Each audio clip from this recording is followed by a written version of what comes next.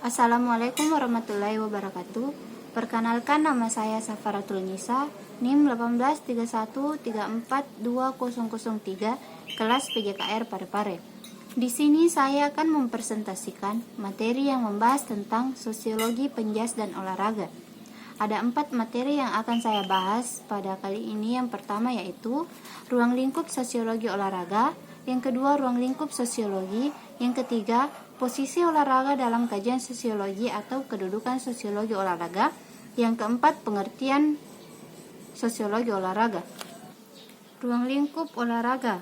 Ruang lingkup olahraga menurut pasal 17 terdiri atas 3 bagian. A. Olahraga pendidikan, B. Olahraga rekreasi, C. Olahraga prestasi. A. Olahraga pendidikan menurut pasal 18. Yang pertama, olahraga pendidikan diselenggarakan sebagai bagian proses pendidikan. Yang kedua, olahraga pendidikan dilaksanakan baik pada jalur pendidikan formal maupun non-formal melalui kegiatan intrakurikuler dan atau ekstrakurikuler. 3. Olahraga pendidikan dimulai pada usia dini. 4. Olahraga pendidikan pada jalur pendidikan formal dapat dilaksanakan secara terstruktur dan berjenjang. 5. Olahraga pendidikan pada jalur pendidikan non-formal dapat dilaksanakan secara terstruktur dan berjenjang. B. Olahraga rekreasi menurut pasal 19.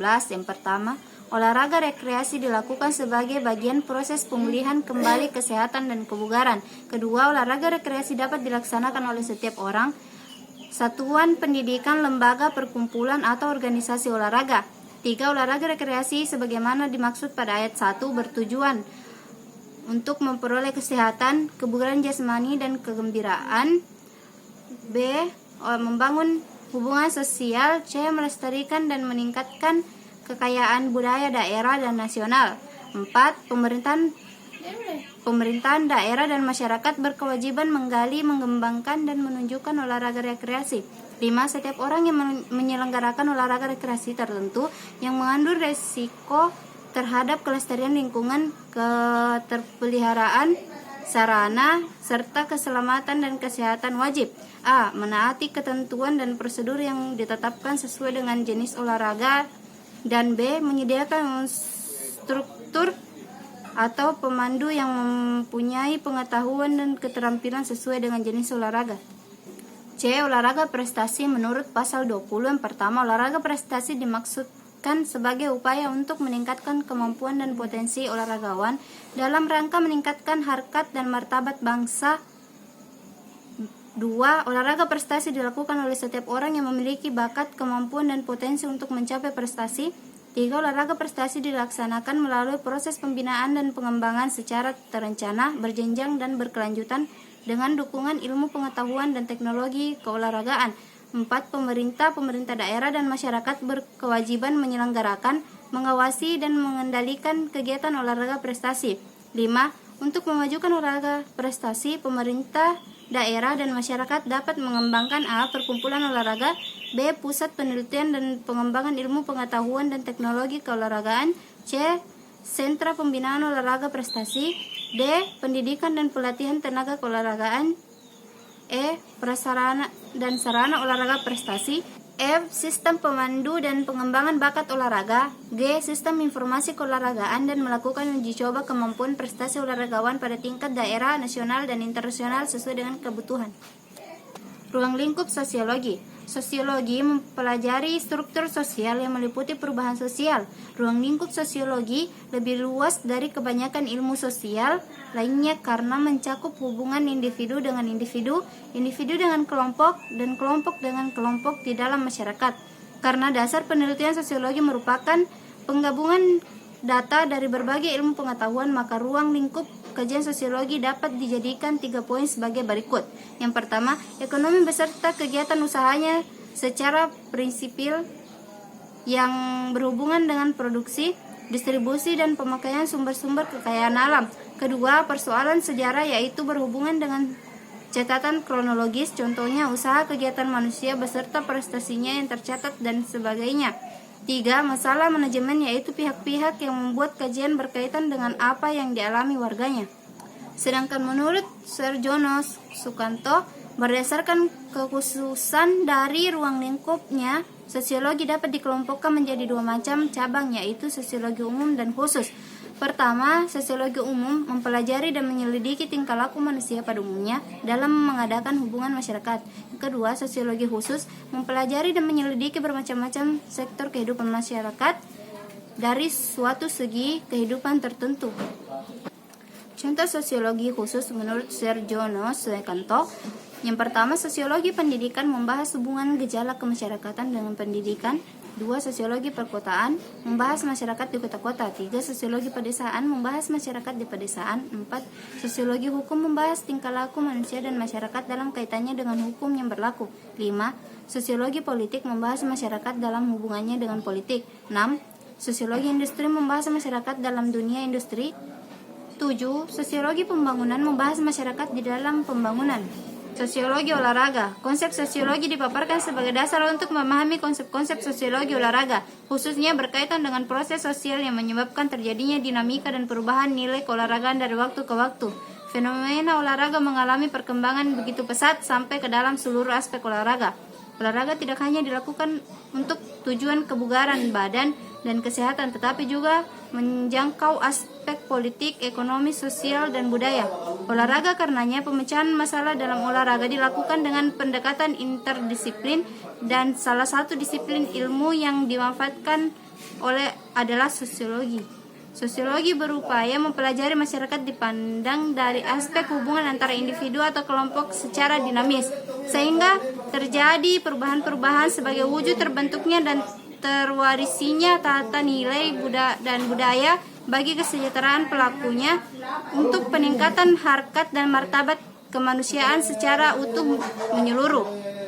Isi sosiologi. 1. Sosial. Sosial dapat berarti kemasyarakatan. A. Struktur sosial.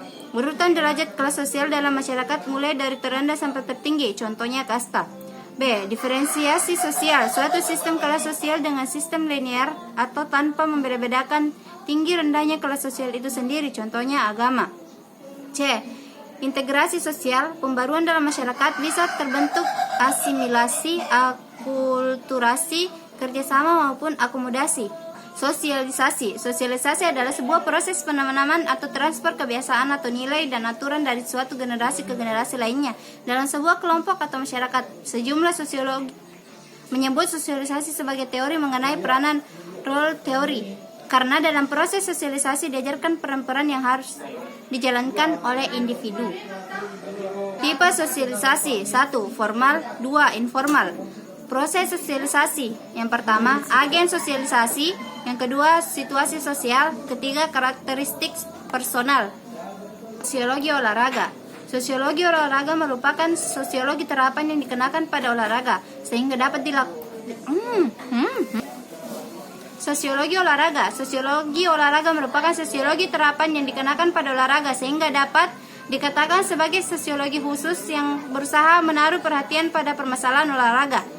Sebagai ilmu terapan, sosiologi olahraga merupakan gabungan dari dua disiplin ilmu, yaitu sosiologi dan olahraga, yang oleh Donald Chu disebut sebagai perpaduan antara sosiologi dan olahraga. Sosiologi olahraga berupaya membahas perilaku sosial manusia, baik sebagai individu maupun kelompok. Dalam situasi olahraga artinya, saat melakukan kegiatan olahraga, pada dasarnya manusia melakukan kegiatan sosial yang berupa interaksi sosial dengan manusia lainnya. Belakang munculnya kajian sosiologi olahraga ini dapat dikaji dari fenomena yang ada dalam dunia keolahragaan, yaitu pertama, ilmu keolahragaan menggunakan pendekatan interdisiplin dan cross-disiplin dalam memecahkan permasalahan yang dihadapi. Kedua, telah diyakini dan diakui kebenarannya suatu teori yang menyatakan sport is reflect the social condition sebagai ilmu disiplin baru dan masih dalam proses memperoleh pengakuan dari komunitas masyarakat ilmuwan. Keberadaan olahraga telah berkembang sedemikian pesat. Kajian terhadapnya dilakukan dalam frekuensi dan intensitas yang tinggi, baik secara mikro maupun makro. Secara mikro, kajian ilmu olahraga difokuskan pada upaya-upaya meningkatkan kualitas dan kuantitas teori dan hukum pendukung ilmu olahraga, sehingga dihasilkan temuan-temuan yang dapat memperkokoh keberadaan olahraga sebagai fenomena aktivitas gerak insani yang berbentuk pertandingan ataupun perlombaan guna mencapai prestasi yang tinggi. Kajian secara mikro dilakukan dalam konteks internal keolahragaan yang secara epistemologi diarahkan pada proses pemerolehan ilmu yang digunakan untuk meningkatkan kualitas gerak insani secara lebih efektif dan efisien. Secara makro, kajian ilmu olahraga diarahkan pada aspek fungsional kegiatan olahraga bagi siapapun yang terlibat langsung maupun tidak langsung, seperti pelaku, atlet, penikmat, penonton, pemerintah, pebisnis, dan sebagainya. Pada konteks itu, olahraga dikaji secara aksiologis untuk mengetahui pengaruh olahraga pada pelakunya sendiri atau khalayak luas. Pada konteks itu, olahraga dikaji secara aksiologis untuk mengetahui pengaruh olahraga pada pelakunya sendiri atau khalayak luas, terutama pengaruh sosiologi yang mengakibatkan posisi olahraga tidak lagi dipandang sebagai aktivitas gerak insani ansik, melainkan telah berkembang secara cepat menambah pada aspek-aspek kehidupan manusia secara luas. Pengaruh olahraga di masyarakat tidak sekedar penghayatan menang atau kalah, tetapi lebih luas lagi menyangkut harga diri, kebanggaan, penyaluran potensi-potensi destruktif, bahkan pada komunitas tertentu. Olahraga telah diakui kesejarahannya dengan agama. Dari paparan tersebut, olahraga telah diakui sebagai mikrokosmos kehidupan masyarakat. Upaya pengkajian terhadap masyarakat sebagai world system dapat dilakukan dengan mengkaji fenomena olahraga sebagai part sistemnya. Oleh karena itu, memecahkan masalah olahraga merupakan suatu upaya pendekatan terhadap masyarakat luas, dan ini hanya mampu dilakukan dengan menggunakan sosiologi sebagai salah satu disiplin ilmu yang dilibatkan. Posisi olahraga dalam kajian sosiologi atau kedudukan sosiologi olahraga. Bidang kajian sosiologi olahraga sangat luas. Mengingat hal itu, para ahli terkait berupaya mencari batasan-batasan bidang kajian yang relevan. Misalnya, 1. Heiseman menyatakan bagian dari teori sosiologi yang dimasukkan dalam ilmu olahraga meliputi A. Sistem sosial yang bersangkutan dengan garis-garis sosial dalam kehidupan bersama, seperti kelompok olahraga, tim, klub, dan sebagainya. B. Masalah figur sosial seperti figur olahragawan pembina yang berkaitan dengan usia, pendidikan, pengalaman, dan sebagainya. 2. Plessner dalam studi sosiologi olahraga menekankan pentingnya perhatian yang harus diarahkan pada pengembangan olahraga dan kehidupan dalam industri modern dengan mengkaji teori kompensasi.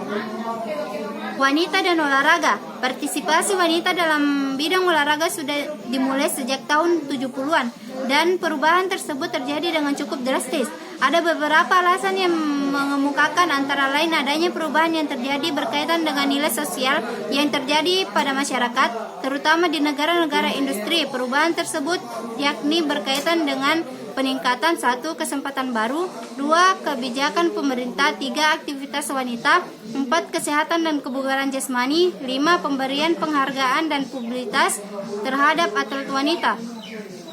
Yang menulis buku Sosiologi van de Sport menguraikan tentang kedudukan olahraga dalam A. Kehidupan sehari-hari. Olahraga dalam kebutuhan primer manusia dan harus dijadikan prioritas dalam kehidupan sehari-hari. Olahraga yang efektif adalah olahraga yang berkeringat sampai pada level zona latihan. Gerak adalah ciri kehidupan. Tiada hidup tanpa gerak. Apa guna hidup bila tak mampu bergerak? Memelihara gerak adalah mempertahankan hidup. Meningkatkan kemampuan gerak adalah meningkatkan kualitas hidup.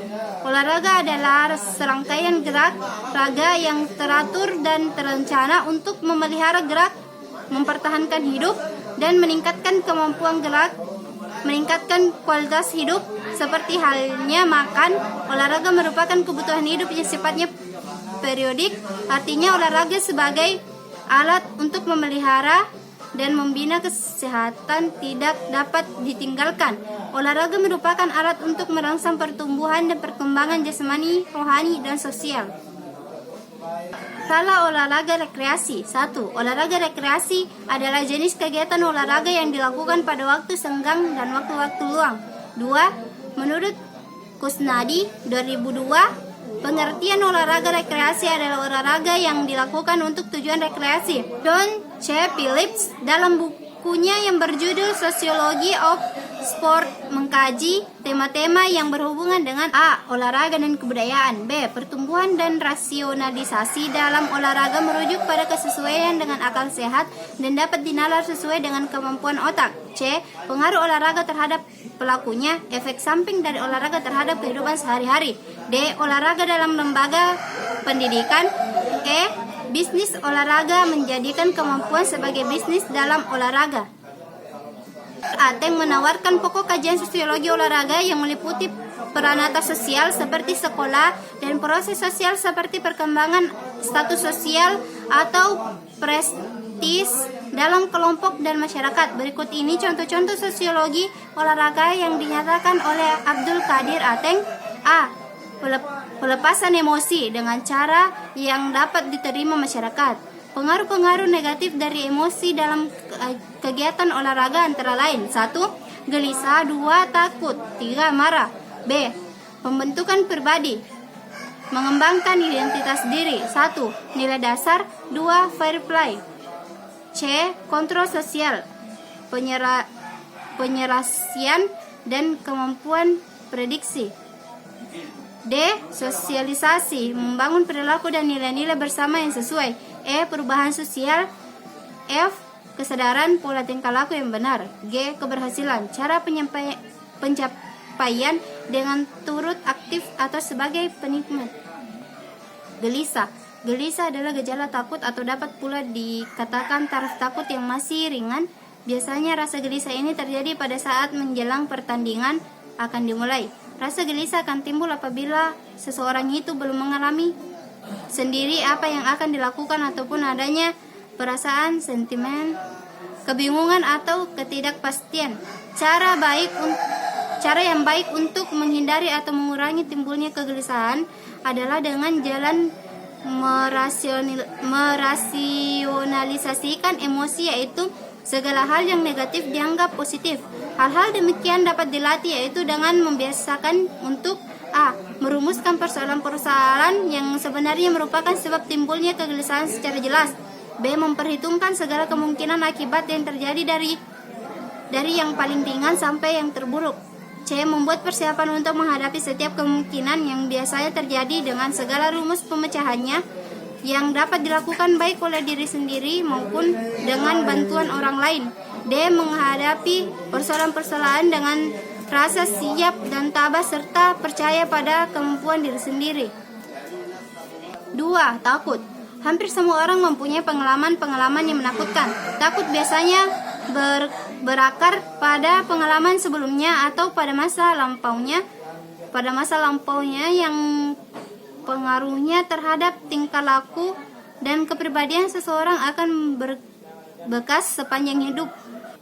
Pada kehidupan sehari-hari, rasa takut ini banyak ditimbulkan oleh orang-orang yang justru lebih dewasa, menakut-nakuti anaknya supaya tunduk kepada kehendak seseorang yang sudah dewasa tersebut.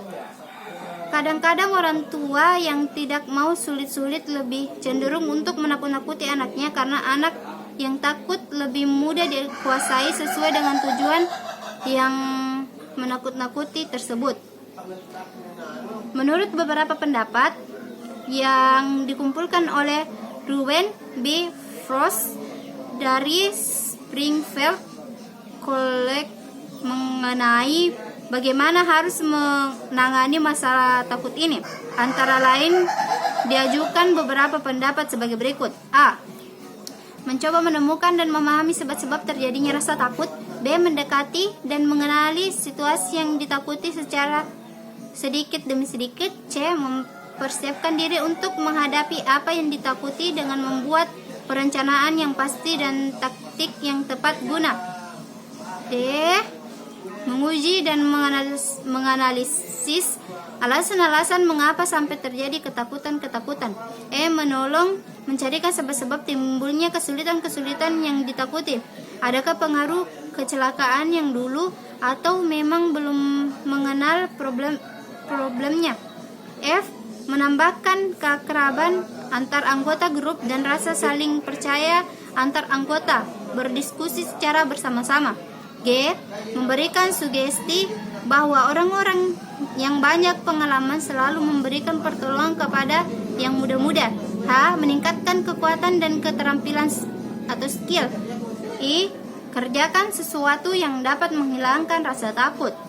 3. Marah. Marah dapat dikatakan sebagai reaksi kuat atau sesuatu yang tidak menyenangkan dan mengganggu pada seseorang.